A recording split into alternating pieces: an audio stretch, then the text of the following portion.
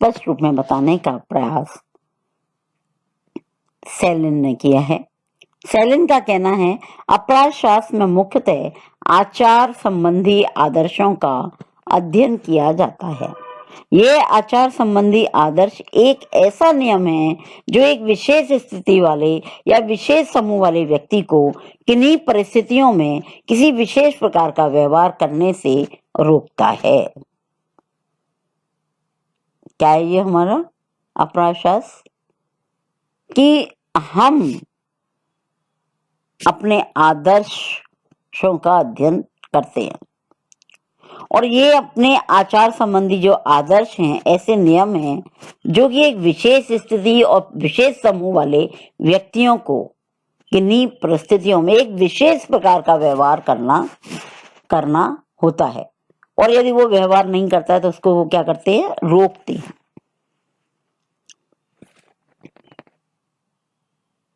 जैसा कि अभी मैंने उदाहरण दिया, अगर हम दूसरा उदाहरण लें, बाल विवाह अपराध है। दहेज प्रथा, दहेज लेना या देना एक सामाजिक अपराध है और ऐसा करते हैं तो हमें एक बार को डर लगता है कि हमने ऐसा किया तो हमें कोई भी क्या कर सकता है? इस जुर्म में पकड़ सकता है। फिर उसके जो विशेष परिस्थिति में हम जो काम करना चाहते हैं उससे अपने आप को रोकने का प्रयास करते हैं। टेफ्ट एंड इंग्लैंड के अनुसार अपराध शास्त्र का वह अध्ययन है जिसकी विषय वस्तु के अंतर्गत अपराध का अर्थ और निरोध, अपराधियों और बाल अपराधियों के दंड और उपचार को सम्मिलित किया जा सकता है। दो का इन्होंने बताया कि अपराध का अर्थ और निरोध, इसका अर्थ है क्या क्या चीज अपराध है और उसका निरोध क्या है। अपराधियों और बाल अपराधियों में क्या अंतर है और इन सभी के लिए हम क्या करें? दंड और उपचार को निर्धारित करें।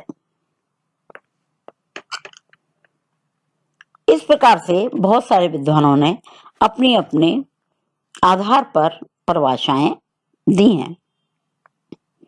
उपयुक्त परिभाषाओं से स्पष्ट हो जाता है कि विस्तृत अर्थ में अपराध शास्त्र केवल अपराध की व्याख्या करने वाला विज्ञान ही नहीं है, अपितु इसमें दंड शास्त्र तथा अपराध का निदान शास्त्र भी सम्मिलित है। इस संदर्भ में रिचर्ड नाइस ने डिक्शनरी ऑफ क्रिमिनोलॉजी में अपराध की परिभाषा देते हुए लिखा है कि अपराध शास्त्र वह विज्ञान है जो अपराध, उसके निवारण तथा दंड विधियों के अध्ययन से संबंधित है। अब आता है अपराध शास्त्र की प्रकृति। अलग अलग लोगों ने अपनी अपनी परिभाषाएं और ये सारी सब दी हैं और निष्कर्ष से ये निकलता है कि अपराध शास्त्र अपराध का अध्ययन करता है, इसके उपचार की बात करता है, इसके निदान की बात करता है और हमें किस तरह की दंड व्यवस्था को निर्धारण करना है जिसके आधार पर आम में या समान व्यक्ति अपराध ना करे, उसका ये बात करते हैं। अब आती है अपराध शास्त्र की प्रकृति कैसी है, कि अपराध शास्त्र विज्ञान है या नहीं है। इस विषय में क्या अपराध शास्त्र विज्ञान है, ये एक विवाद का प्रश्न है। यदि किसी भी सामाजिक विज्ञान की प्रकृति निर्धारित करना एक कठिन कार्य है, फिर भी अपराध शास्त्र जैसे विज्ञान में यह कठिनाई और भी अधिक है, क्योंकि अपराध शास्त्र में अपराध का अध्ययन मानव व्यवहार के रूप में किया जाता है। मानव व्यवहार को परिवर्तनशीलता एवं जटिलता के कारण समझना इतना सरल नहीं है। फिर भी यह कार्य कठिन होते हुए भी असंभव नहीं है तथा अपराध का वैज्ञानिक विधि द्वारा अध्ययन करना संभव है। इसमें फिर इसके स्कोप को बताते हुए बताया है कि अपराध शास्त्र विज्ञान नहीं है। Criminology is not a science. अन्य समाज विज्ञानों की भांति अपराध शास्त्र को भी अनेक विद्वान विज्ञान नहीं मानते हैं या इसे विज्ञान मानने में काफी हिचकिचाते हैं। ऐसे विद्वानों में माइकल एडलर प्रमुख हैं। इनका कहना है कि अपराध शास्त्र इसलिए एक स्वतंत्र विज्ञान नहीं है क्योंकि यह समाजशास्त्र तथा मनोविज्ञान आदि विज्ञानों पर आधारित है, जिन्हें बहुत से विद्वान आज भी विज्ञान नहीं मानते हैं। इन्होंने इस बात पर बल दिया है कि समाजशास्त्र तथा मनोविज्ञान अनुभवी विज्ञान नहीं बन पाए हैं तथा अपराध शास्त्र को विज्ञान बनाने का प्रश्न ही पैदा नहीं होता। इनके अनुसार इन तथाकथित विद्वानों द्वारा सत्य की खोज संभव नहीं है और न ही ऐसे निष्कर्ष एवं नियम प्रतिपादित किए जा सकते हैं जैसे भौतिक विज्ञानों द्वारा प्रतिपादित किए गए जाते हैं। भौतिक विज्ञानों में सत्यता विश्वसनीय है, जबकि अपराध शास्त्र, समाजशास्त्र एवं मनोविज्ञान जैसे विषयों में सत्यता विश्वसनीय नहीं होती। इसके अनुसार मानव व्यवहार का अध्ययन करने वाले सभी समाज विज्ञान आज भी ऐसी स्थिति में नहीं है कि उन्हें विज्ञानों की तरह विज्ञान का दर्जा दिया जा सके।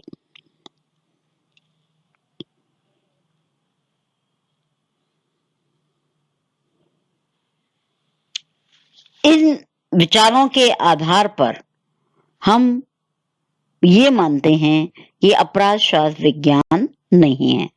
सेलिन ने भी माइकल की और एडलर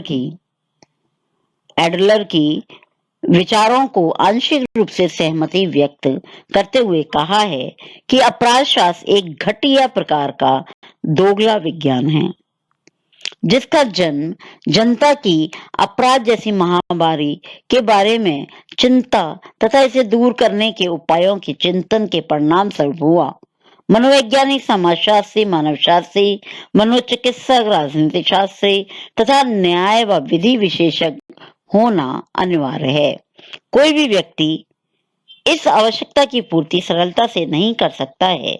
उन्होंने अपराध शास्त्री को एक ऐसा सम्राट माना है जिसका कोई भी पूर्ति सरलता से नहीं कर सकता है। उन्होंने अपराध शास्त्री को एक ऐसा सम्राट माना है जिसका कोई भी साम्राज्य नहीं होता, परंतु सेलिन, माइकल एवं एडलर के इस तर्क को स्वीकार नहीं करते हैं कि मानव व्यवहार का अध्ययन करने वाले सभी शास्त्र अवैज्ञानिक हैं।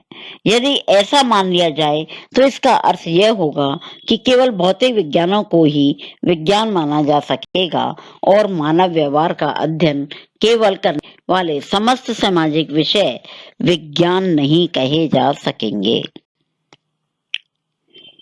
टेफ्ट के अनुसार अपराध शास्त्र को आज भी एक विज्ञान इसलिए नहीं कहा जा सकता क्योंकि अपराध शास्त्री ज्ञान अभी तक अपराध निरोध एवं अपराध सुधार के विषय में पूर्ण रूप से स्पष्ट नहीं है। ये तो वो विचारधारा वाले विद्वान थे जो कि अपराध शास्त्र को क्या मानते हैं? विज्ञान नहीं मानते हैं। लेकिन कुछ ऐसे विद्वान हैं जिनका कहना है कि नहीं, अपराध शास्त्र क्या है? एक विज्ञान है। Criminology is a science. इन विद्वानों का कहना है कि अपराध शास्त्र की विभिन्न परिभाषाएं ही इसे अपराध के वैज्ञानिक अध्ययन करने वाले विज्ञान के रूप में परिभाषित करती है तथा इस विषय में वैज्ञानिक विधि के विभिन्न चरणों जैसे समस्या का निर्माण, उपकल्पनाएं, चरों का चयन, निदर्शन, सामग्री का संकलन एवं विश्लेषण, सामान्यकरण एवं सैद्धांतिक पुनर्निवेशन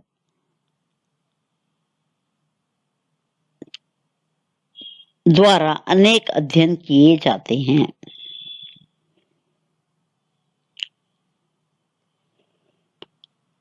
मानव व्यवहार का अध्ययन करने वाले शाखों शास्त्रों का विद्वानों ना मानने वाले विद्वानों के मत को केवल व्यर्थ की शंका पर आधारित बताया है। इनके अनुसार मानव व्यवहार की वैज्ञानिक व्याख्या संभव है तथा ऐसे निष्कर्ष भी निकाले जा सकते हैं जिनको सही मानकर चलने में कोई विशेष हानि नहीं है। वुल्फगेम ने कहा है, जैसे विद्वानों ने अपराध शास्त्र को एक स्वतंत्र ज्ञान की शाखा माना है जिसमें सैद्धांतिक प्रत्यक्षवाद, उसी जैसे विद्वानों ने अपराध शास्त्र को एक स्वतंत्र ज्ञान की शाखा माना है जिसमें सैद्धांतिक प्रत्यक्षवाद उसी प्रकार से विद्वान है जैसा कि वैज्ञानिक विधि में होना चाहिए।